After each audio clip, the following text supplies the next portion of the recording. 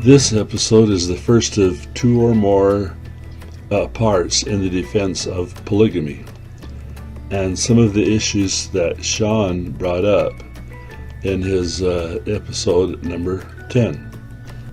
Most of the information I'm going to quote from tonight, in fact I think all of it, comes from Richard Bushman's book, Joseph Smith, Rough Stone Rolling. Richard Bushman is a noted historian. He's reliable, and he's a very active and good member of the LDS Church. This is not anti-Mormon literature, folks. Well, when the historians wrote it, it wasn't anti-Mormon literature. But Shawn McCraney turned it into anti-Mormon literature. How? In the next few clips, he will do three things wrong. He will quote out of context. He will put in his own editorials. He will ignore the fact that Todd Compton reported in later years that Bushman did not have access to all the right information. He will use the terms unbeknownst to Emma. Then he will say secretly involved. Later on, he will accuse Joseph of marrying, and marrying girls under the age of 20. In 1830, a 14-year-old girl named Fanny Alger moved in to the area where the church was growing, became a member of the church with her family, and sometime thereafter moved into Joseph Smith's home with he and Emma and became a house servant. Around 1833, they think, it could have been before, when Fanny would have been just 16 or 17 years old, she became Joseph Smith's first polygamous wife, unbeknownst to Emma. Unbeknownst to Emma. The fact is, Joseph did make an attempt to teach the doctrine to Emma, but very little more is known about this subject. There are no first-hand accounts of their relationship from Joseph or Fanny, nor are there second-hand accounts from Emma or Fanny's family. All that we do have is third-hand accounts, most of them recorded many years after the events, some of them from hearsay. The negative reports and accounts are from hostile sources who surmise their conclusions based on the things that the tormented Emma said. Here are a few of her sayings on the matter, which ultimately show her acceptance. When asked if she felt that Joseph was a prophet, she answered, "Yes, but I wish to God I did not know it." Alan J. Stout, who served as a bodyguard for Joseph, reported that from moments of passionate denunciation of polygamy, Emma would subside into tearful repentance and acknowledge that her violent opposition to that principle was instigated by the power of darkness, that Satan was doing his utmost to destroy her. Maria Jane Johnson recalled the prophet's wife telling her that the principle of plural marriage was right and came from Heavenly Father. Considering her conviction of Joseph's prophetic calling and her hatred of plural marriage, Emma had a great trial, but also had great knowledge. That she continued to support Joseph's calling and remain with him despite her feelings speaks much of her convictions. As she told Parley P. Pratt years later, "I believe Joseph was everything he professed to be." After Emma first rejected the idea of polygamy, Joseph slacked off of going ahead with it. He reports that an angel came to him 3 times after that, insisting that Joseph continue.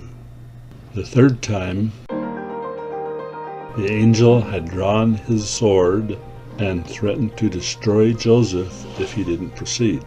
So Joseph was faced with the dilemma of obeying God or honoring Emma's wishes. Analyzing Emma's in and out acceptance of polygamy, in other words, sometimes she agreed and then changed her mind, we cannot be sure that Emma did not approve of the marriage to Fanny Alger. There is evidence that she agreed because Mosiah Hancock reported a wedding ceremony. Not only that, but apostate Mormons and Eliza Webb Young and her father Chancery said it was a sealing. Also, Anne Eliza said that Fanny's family was very proud of her marriage to Joseph. That makes no sense if they were having a secret affair. After Shawn said that Fanny's marriage was unbeknownst to Emma, he said, "This is not anti-Mormon rhetoric. This is an historic fact, an important one." Historical fact. I just showed you that it isn't fact. According to the experts on the subject like Todd Compton, Joseph Smith was secretly involved in plural marriage as early as 1833. There's that term, secret, again. Secretly involved.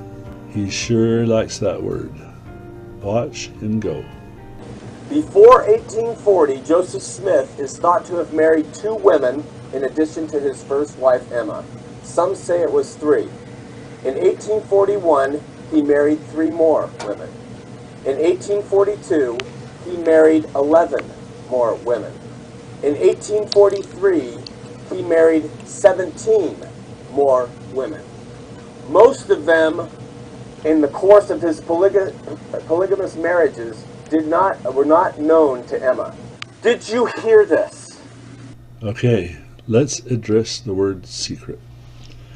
The issue of secrecy is true, but not necessarily as concerning Joseph's desire to hide it from Emma. So why did Joseph Smith keep the doctrine of plural marriage private? Answer number 1. The saints would have suffered negative consequences. Orson Hyde looked back on the Nauvoo days and indicated what the consequences of disclosure would have been.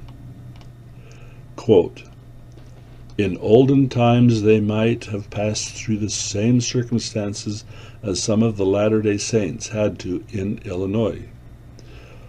What would it have done for us if they had known that many of us had more than one wife when we lived in Illinois? They would have broken us up, doubtless worse than they did." Close quote. Answer number 2. Illinois law criminalized adultery or fornication only if it was open, and the officials would have regarded plural marriage as adulterous or fornicating. Since Joseph was sealed, not married, to his plural wives for either eternity or for time and eternity, he did not view these relationships as constituting adultery or fornication because there was no sex involved. Therefore, as long as Joseph and his plural wives did not live in an open or public manner, they were not guilty of breaking any civil law. Do you see why the word secret or secrecy were used out of context? Next, Shawn wants us all to think that Joseph was a pedophile. 10 of Joseph Smith's wives were under the age of 20 when he married them. Did you hear this? Shawn is guilty of 2 things here. He is, 1, ignoring the law of presentism so he can, 2, employ sensationalism. Presentism is the act of judging a situation based on standards from another time period. To marry young girls in Joseph's time was a common thing. But most people aren't aware of things like that, so this gives Shawn the opportunity to shock his listeners. Sensationalism is a very effective tool to the unwary listener. Now, I didn't hear Shawn say that Joseph didn't move in with the girls. I didn't hear him say that the marriages were basically sealings or of a dynastic nature. That's what Compton said. If he was going to quote Compton, why didn't he quote that part? Regarding the youngest wife, Helen Mar Kimball, I didn't hear him mention that it was Heber C. Kimball who requested that his daughter, Helen Mar Kimball, be sealed to Joseph. Did you hear that? To use Shawn's trick. Did you hear? It was Heber C. Kimball who requested that his daughter, Helen Mar Kimball, be sealed to Joseph. Now, why wouldn't he mention any of this? He didn't mention that these girls or young women continued to live with their parents after the sealing, then married someone else. That's what they did. But he didn't mention it because it would have dulled the axe that he was grinding. How about this statement from another source, a source that people claim was a victim? If Joseph had had any impure desires, he could have gratified them in the style of the world with less danger of his life or his character than to do as he did. The Lord commanded him to teach and to practice that principle. Helen Mar Kimball. 8 were married to other men when they became his wife. Did Shawn mention that most of the women were widowed or abandoned? Regarding the rest, did Shawn happen to say that after Joseph married other men's wives, that they continued living with their husbands? No, that also will have dulled his axe. One thing I must make clear is that for the most part, anytime you read or hear about marriage or married when discussing Joseph's polygamy, please remember that they were sealings and not necessarily marriages. A sealing is an ordinance in the LDS Church that assures certain blessings in the exalted worlds of the next life. This is why the women that Joseph married lived with their families after each sealing. Men, women, and children were sealed to Joseph, not as spouses, but for these spiritual purposes. Some of those that were sealed to Joseph were sealed after Joseph's death. This ought to cut down greatly the number of marriages attributed to Joseph Smith.